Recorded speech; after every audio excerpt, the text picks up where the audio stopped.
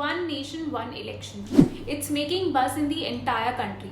Recently government ने एक committee बनाई है under the chairmanship of ex president Shri Ramnath Kovind to understand the possibilities कि क्या इंडिया में वन नेशन वन इलेक्शन जैसा कॉन्सेप्ट लाया जा सकता है या नहीं. So let's understand the concept of one nation one election. उसकी कॉन्स्टिट्यूशनल वैलिडिटी क्या है, प्रोज एंड कॉन्स क्या है, और क्या ऐसा कॉन्सेप्ट वर्ल्ड वाइड कहीं और एग्जिस्ट करता है या नहीं. So hi everyone, I am Sakshi Charadia and I welcome you all to my YouTube channel. I create content on financial, legal and other topics which are relevant for the entire nation to know. And if you're someone who's new to my channel and such topics interest you, then please do subscribe to it. It won't cost you a thing, but it would really mean to me a lot. So beginning with the core question, what exactly is one nation, one election? In simpler terms, it means centre यानी कि general elections of Lok Sabha और state assembly यानी विधानसभा के जो elections है दोनों को एक साथ साइमल्टेनियसली कंडक्ट करवाना. तो इंडिया में ना इलेक्शंस का मेला लगा ही रहता है. हर 3-4 महीने में कोई ना कोई इलेक्शंस चल ही रहे होते हैं. वन नेशन वन इलेक्शन से ना ये सारा प्रोसेस 5 सालों में सिर्फ एक बार होगा. यानी कि जब कोई पर्टिकुलर स्टेट के लोग अपने विधानसभा के लिए इलेक्शंस के लिए वोट डालने जा रहे होंगे तो उनको सेंटर के लिए भी साइमल्टेनियसली वोट डालना पड़ेगा, या फिर वाइसा वर्सा. मतलब अगर सेंटर के लिए वोट डालने जा रहे हो तो आपको स्टेट के लिए भी वोट तभी डालना होगा. एंड इट्स नॉट लाइक कि पूरा प्रोसेस एक ही दिन में हो जाएगा कि 29 की 29 स्टेट्स एक ही दिन में अपना इलेक्शन प्रोसेस कंडक्ट करवा रही है. It's not possible for a country like India with such a huge population. It would happen in a span of 3 to 4 months. Because the purpose here is to conduct both the elections simultaneously and not separately. Secondly, जो पंचायत और municipality के elections है, local bodies के elections इसमें included नहीं है. यहाँ सिर्फ लोकसभा और विधानसभा के इलेक्शंस जो है वो ही सिंक्रोनाइज होंगे. तो जो कमिटी स्टेब्लिश करी है उसका पर्पस यही है टू एक्सप्लोर कि क्या ऐसा कोई ऑप्शन इंडिया में लाया जा सकता है या नहीं. Now moving ahead, one nation one election का कॉन्सेप्ट इंडिया के लिए कुछ नया नहीं है. इंडिपेंडेंस के बाद भी 1952 to 57 में सेंटर और स्टेट के इलेक्शंस साथ में ही होते थे.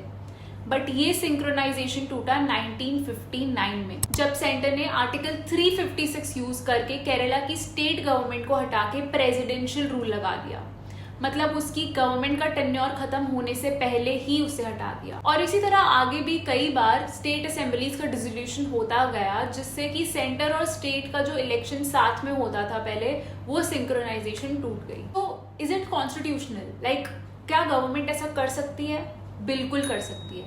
बट जो सिंक्रोनाइजेशन की प्रॉब्लम की हम बात कर रहे थे पहले, उसका अगर हम प्रेजेंट एग्जाम्पल देखें तो लोकसभा के जो जनरल इलेक्शंस है वो 2024 में ड्यू है.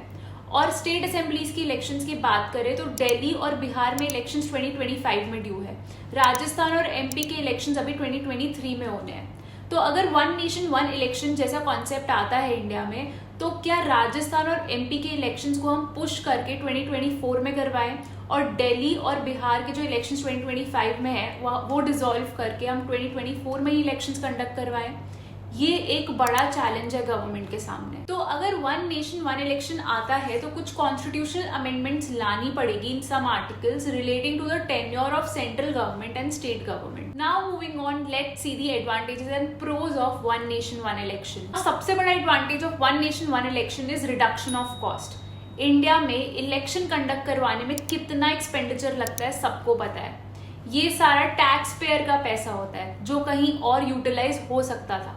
तो अगर सेंटर और स्टेट के इलेक्शन कंसोलिडेट होके एक ही बार हो तो उससे टैक्स पेयर का पैसा बचेगा. Second big advantage is saving of resources. Election conduct करवाने के लिए बहुत सारे एडमिनिस्ट्रेटिव और सिक्योरिटी फोर्सेस डिप्लॉय करने पड़ते हैं.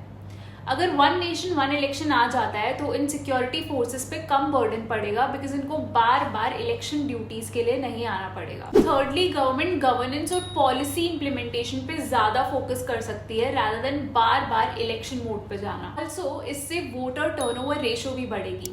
जब लोगों को बार बार वोट देने नहीं जाना पड़ेगा और उनको पता होगा कि वो अपना ये राइट एक ही बार एक्सरसाइज कर सकते हैं तो इससे से ज्यादा लोग वोट देने आएंगे. Now looking at some disadvantages of one nation one election, I won't call it a disadvantage but a very practical difficulty कि वन नेशन वन इलेक्शन लाने में कुछ कॉन्स्टिट्यूशनल अमेंडमेंट्स जो सेंटर को लाने पड़ेंगे उसके लिए स्टेट असेंबली की अप्रूवल भी रिक्वायर्ड है.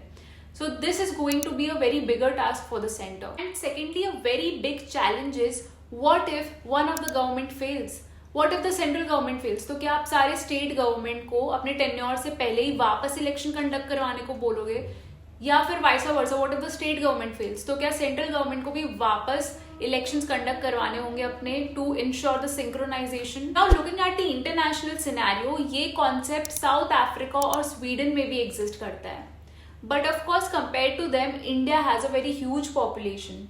सो ये कॉन्सेप्ट इंडिया में कितना इफेक्टिवली रूल आउट कर पाता है, that has to be seen. So that is all for now. I hope you found this video informative and insightful, and if so, do like it, do share it with everyone, spread awareness, and do subscribe to my channel for more such content. See you again in the next video.